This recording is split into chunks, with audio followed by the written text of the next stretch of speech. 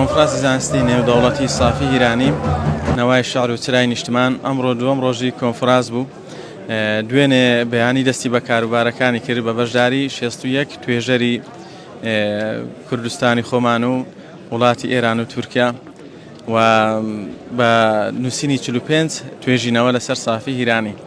و ئەمڕۆ بەیانیش لە شەقڵاو بەردەوام بوو بۆ نیوەڕۆخان گشتی لەگەڵ کەسایەتی و شێخانی تەریقەت و زانایانی ئانی بۆ نیوەڕۆخان لە تەچەی سافی هیرانی گشتی داوەتکرابوون و کۆتا پانێڵیش لە تەچەی سافی هیرانی پێشکەش ئەکرێ و ئینجا خەڵکەکە گشتی بەرەو مەزاری سافی بەڕێکەوی و لەوێ کۆتایی بە مەراسیم دەهێنرێتن.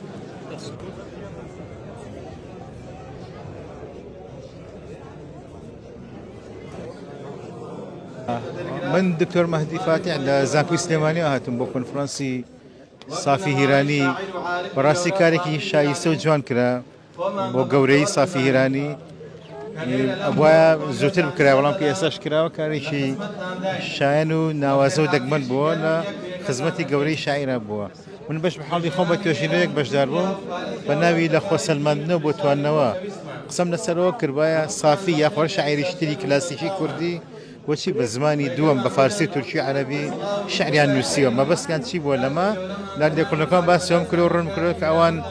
شاعیرانی ئێمە ویستیانە خۆیان بسەلوێنن بۆ بەرامبەرەکانیان بۆ نەتەوەکانی دراوسێمان بەڵام بەداخەوە سەرنجام بەتوانەوە بۆ ئەوان شکاوەتەوانێ لەبەر ئەوەی بەرامبەر ئامادە نەبوو بە چاوی کەسانی داهێنەر و بەتوانە و لێهاتوو لە مەجاڵی خۆیانە بیان بینن.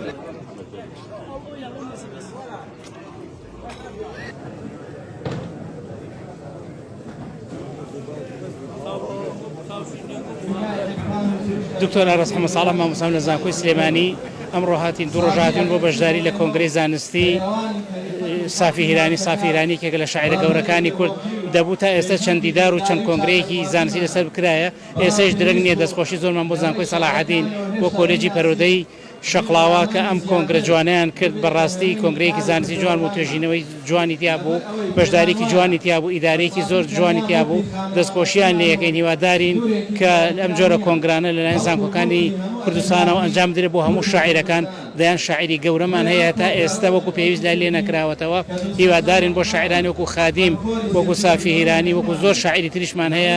لەم دەڤەرە و لە شوێنەکانی تریش کە زانکۆکانی سلێمانی زانکۆکانی کوردستان بەگشتی و ئەو زانکۆیانی کە بەشی ئەدەبی کوردی لایەن لێ بکەنەوە و کۆنگرەی ئاوا زانستی و جوانیان بۆ بکەن و توێژەران و مامۆستایان و ئەکادیمیان بانکەن و قسەیان لەسەر بکەن و زیاتر بەنەوەی نوێنەوەی داهاتویان بناسێنن. جارێکی دەستخۆشیم هەیە بۆ زانکۆی سەلاحەدین و بۆ کۆلێجی پەروەردەی شەقڵاوە.